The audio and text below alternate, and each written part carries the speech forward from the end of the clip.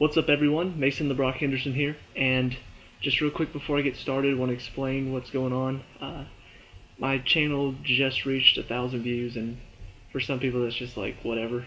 Like most people have 1,000,000 views on their channel, whatever. But I just got started, and not really any references doing TV reviews, which isn't exactly the most popular thing. So I don't know, 1,000 views for me just feels kind of like an accomplishment, and I wanted something, on the day off where I'm definitely not going to, no Chelsea games to review, no TV shows to review. I wanted to have something to kind of do, maybe a bit more formal, and so this is formally going to be named the Brock Talk Show, and of course your host Brock. And it's just going to be several different things, TV stuff, movie stuff, video game stuff, and obviously this one, if you've read the title, is going to be movie stuff. And it's just a chance for people to kind of get on, go down in the comments. You hear my opinions, but you give yours, and it's just a chance for people to talk about it. Where I can't speak for everybody on the internet, because obviously a lot of people on the internet are kind of stupid. But I enjoy talking with other people, discussing favorites, your favorite this, your favorite that. And it's a chance for people to kind of get on and say, well, this is my opinion, and I can talk to them about it, I can talk to you about it. So I really encourage you to, after you've watched this, or if you want, you can just, I'll probably put all the list down below, but just, put your opinions down in the comments. We can discuss a little bit. It's a chance for an actual discussion and not getting into a fight about it, because that happens too much on the internet. So, without further ado, this is episode 1 of the Brock Talk Show, and this is the 5 best things, or the 5 good things, in bad movies. And starting off at number 5, deservedly in number 5, is the firebending and The Last Airbender. Now, The Last Airbender, obviously terrible, terrible, terrible, terrible. If I talked about how terrible it is, I'd just be going on for hours. It is the worst adaptation of anything I have ever seen. And of course it's M. Night Shyamalan. Because it's just, of course, it's M. Night Shyamalan. And I heard he put out a good movie, but I don't think I can ever forgive him for taking what is a great cartoon show and turning it into a horrid piece of crap movie. But out of all the changes he made, because he made several, one really stood out to me as a good idea, and that is firebending. In the show, it kind of feels a little bit strange how every other bender, they have to work with the material around them. So waterbenders have to bend water from over there. Airbenders manipulate the air around them. Earthbenders use the earth beneath them. But firebenders are able to just, fire comes out of their hands, fire comes out of their feet. And it always kind of seemed like a little bit of an advantage for them, that they didn't have to be around their material for it to work. In the movie, they do. And it's interesting change, mainly because now the firebenders are on the same level as everybody else. They have to have a fire around them. But not only that, Iroh now is the only one that can create his own fire. It shows him at the very end creating fire from inside of him, and using that fire against them. And that's very clever. It's probably the only clever thing about this movie, and it shows what a great firebender Iroh is. As for everybody else, they have to carry torches now. When they show up at the beginning, there's like a fire in the Water Tribe camp, and they bend the fire out of that. It's a clever change. The reason it's at the bottom of the list, it's the only clever thing about this movie. Everything else, all the different changes, the name changes, the race changes, the changes to the story, none of it made any sense. All of it was stupid. All of it just took away from the story itself that the cartoon gave. And there's one more good thing, and it's the princess's hair. That was fun. I could still laugh about that. Number 4. This is the Megatron death in Transformers Dark of the Moon. Now, I'm not going to say, because if I do, I would probably have to punch myself in the face. I'm not going to say that this movie was good. It was not. I do, however, think it's the best Transformers movie. For several reasons, but the one that kind of sticks out in my mind is at the very end, finally kill off Megatron. And they did it in the first movie, but they brought him back in the second, and it made it obvious that he was going to come back because he didn't really die. He just absorbed the cube's energy, and it was so much that it killed him. But he was still there to be brought back to life, and that's kind of obvious that that's what they were going to do for the second movie. In Dark of the Moon, though, he gets his head ripped off by Optimus Prime, and so kind of definitive there. But overall, the story was, the second movie was so stupid. Of course, the third movie is going to be better. But the story was decent. They got rid of Megan Fox, so she wasn't on there anymore with her stupid acting. Girl that replaced her was a decent actress. She wasn't great, but she was better. The only reason it's so low on this list, because it almost made up for the whole movie, that ending. The ending was pretty good. The only reason it's so low on the list is because Michael Bay went out and said, nah, I can't kill off Megatron, and brought him back in the stupidest way possible in the fourth movie. And that's not... The fourth movie... The second movie was stupid. The second movie had a lot of story problems. The second movie did a lot wrong. The fourth movie, one, took Mark Wahlberg, who could have been the perfect badass human lead character, give him a military background, he could kick a lot of robot ass, it would be amazing. You turned him into an inventor, and then still made him a badass. Doesn't make any sense whatsoever. And so much potential with Mark Wahlberg, you threw that away.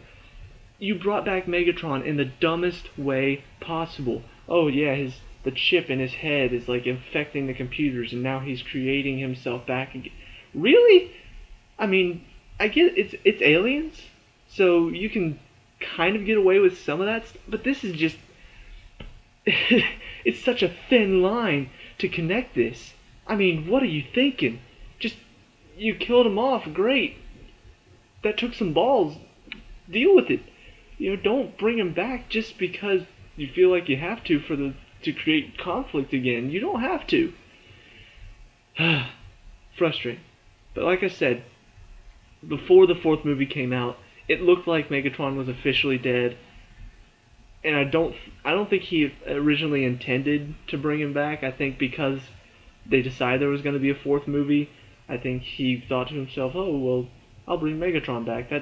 That's the only really way we can have a movie is if Megatron's in it, which I completely disagree, but my opinion. And so, without that going on, seemed like a very good idea. So yeah. Number 3. Got the pixelated graphics in Pixels. I'm just going to go ahead and say it. I did see this movie in the theaters. It's a bad movie. It's not the worst movie of all time. I know it's been getting a lot of really poor reviews. If you go on Rotten Tomatoes, it's like in the teens. It's so bad. But it really wasn't as bad as everybody's saying. The reason I think it got so low is because it's the same old Adam Sandler stuff. So it's pretty much, if you saw the first Transformers movie, every other Transformers movie after that was the same thing. And so even though I thought Dark of the Moon was better, it was the same thing as the first movie. And so that's why everybody's like, well, it's just the same thing again. And that's kind of Pixels. It's the same old Adam Sandler comedy type thing. You've got so many obvious things. You can predict the movie within the first 5 minutes, and sure enough, everything I predicted came true. 2 saving graces. 1, watch it with your friends. That's fun. Sitting around watching it with your friends, making fun of it, possibly turning it into a drinking game for every single Adam Sandler cliche or stupid writing that happened. That can make it a lot of fun. So watch it with your friends. You will enjoy it. And obviously it has the nostalgic value from the seeing these old games again that you used to play as a kid. That's fun too. But the one thing that the movie did well, and it had a very high budget, and now I see why. Clearly not the writing, the graphics. The graphics were really good. They were mainly in the real world. Whenever they went inside the spaceship and the backdrop was like, it wasn't in the real world, it looked stupid. But when all the pixels, the pixelated characters, whenever they're hopping around, whenever they're moving around, they're destroying cars, destroying buildings, and whatever they destroy turns into these pixelated cubes. That looked pretty clever. It looked really good, and it looked real. You think about the Jurassic World movie, the Jurassic Park movies. One of the complaints is that when they use CGI for the dinosaurs, they don't look real. They don't look like you can touch them. Only whenever they use the real animatronics, you're like, oh yeah, that's there. The CGI in this movie really does look real. It looks like you can touch it, and maybe it's just because I saw it in 3D. I think, yeah, saw it in 3D. It looked like you could touch it. It looked like it was part of this world, and it was really well done. It's the only good thing about the movie, but it's enough. Plus the fact that you can make fun of it to where it is an enjoyable movie. The problem is the critics look at it as what type of movie it is, how good the writing is, all that stuff. So, of course, the rest of the movie is really dumb. But it is fun. If you want to just go and hang out with friends, make fun of it, I suggest you do that, because that's the best way to watch this movie. Now, the top two are both casting ideas. And kind of makes sense if you think about it, because the best thing about some of these movies is the cast and how well they cast their characters. The first one, in second place, Martin Freeman as Bilbo Baggins in The Hobbit. He didn't really save this movie, but he came pretty close. And here's the main reason why. If you see Martin Freeman in some of his other roles, in Fargo, the TV show, he kind of starts off as like this wimpy little guy who doesn't really know anything, doesn't really want to know anything, wants to stay inside his little shell, inside of his house, and just not... And then circumstances happen, and he kind of has to adapt to the situation. He has to lie his way out of stuff. He has to become a much more shrewd character. And he changes very well. Same with John Watson in BBC's Sherlock. He kind of he's a military man, so of course he does have that side to him. But he kind of starts off not really into this. You know, he's helping Sherlock, but Sherlock doesn't really want his help. He doesn't know what to do. People are telling him, look, you shouldn't be with Sherlock. He's crazy. But his loyalty in the end, he kind of shows that side. He had that side to him. It just doesn't show at the beginning. He kind of seems like he's got maybe some PTSD from the war. He's kind of a little bit twitchy, but his loyalty side, his strong side, really does show in the end. That's why Bilbo Baggins was the perfect character for him. Bilbo starts off as just this hobbit who does not want to do anything. He's just like every other hobbit. He wants to stay inside. He doesn't want to go out. But he does have that slight taste for adventure, which is shown in the Lord of the Rings movies whenever he wants to go on more adventures, because deep down that's what he wants. And so it starts off with him just, I don't want to go anywhere. I'm a Baggins. I don't go anywhere. What are you talking about, Gandalf? No, I'm staying. But he has that side of him that really wants to go because it's an adventure, and adventures are fun. They're exciting. And so sure enough, that side of him shows. And once he gets the ring, he starts to develop more character. And I couldn't pick a movie for him because his character in all three movies is just so great. The overall change is great as well. And I'm gonna go ahead and confess, I did kind of like the Hobbit movies. I know that they were pretty much hated by most people, but there were parts of it that really I enjoyed. I could enjoy. it felt like Lord of the Rings again. The cinematography, once again, really great, and the story was fairly good up until the end of the second movie, and then they brought in Legolas and said, well, we have to have some tying into Lord of the Rings, and from there it just kind of went. The third movie was completely awful. I'm just the first two movies I could enjoy. I kind of liked them, but once the third movie hit, it droned on. I've never seen a movie with so much fighting be so boring. And in the end, they throw in all of these Lord of the Rings. Go find this young lad. His name is Strider, and so many shoe-in parts that just, oh, look guys, look, Lord of the Rings, it's Lord of the Rings, we get it. Lord of the Rings was amazing. You don't have to try to throw in Lord of the Rings stuff to make it better, because it doesn't. It feels desperate. It feels like we have to throw this in or else people aren't going to watch. But, like I said, Martin Freeman's character was the one solid. Obviously Gandalf was good too, but he was already good in Lord of the Rings, so you knew he was going to be good in these movies. Martin Freeman was the one new character brought in. Who are they going to cast as Bilbo Baggins? Martin Freeman. Okay, and he just killed the role. He just took it, made it his own. It was awesome. And finally, number one, I'm pretty sure you can probably guess exactly what it is, because everybody talks about the only really good casting in these movies.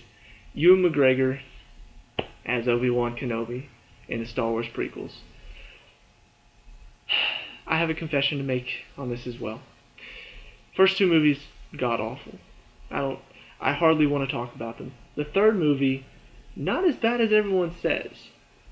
There were parts I enjoyed. The final fight scene was actually pretty fun to watch between Obi-Wan and Anakin. And Hayden Christensen actually had a couple moments in this movie where it felt like he did okay. The moments he wasn't talking, actually. And there's so much less talking in this third one. A lot of it is conveyed through looks, through moments of silence. There still is too much talking. But it was much better than the first two, I thought. But I'm going to talk about Ewan McGregor in the second one, because like I said, the third one I thought was good. He was just another good part of it.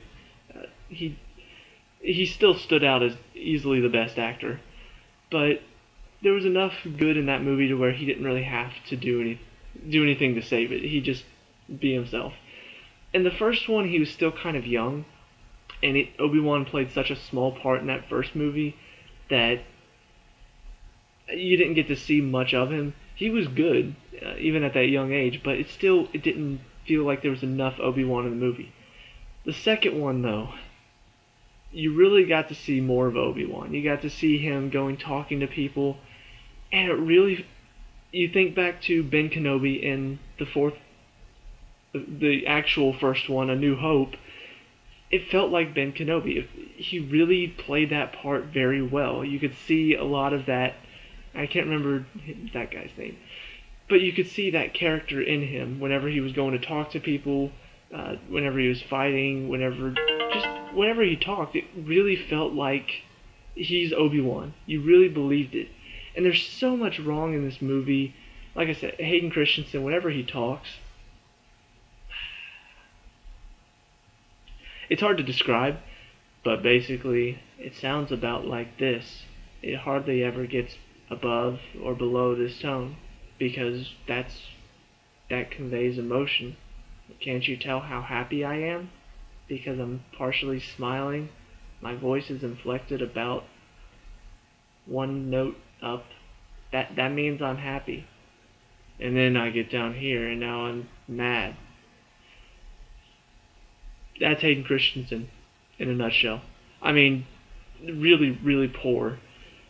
And I don't know if it was him. I don't know if it was poor directing. Either way, it's been made of so many times, I feel like it's redundant to say anything about it, but I like sand.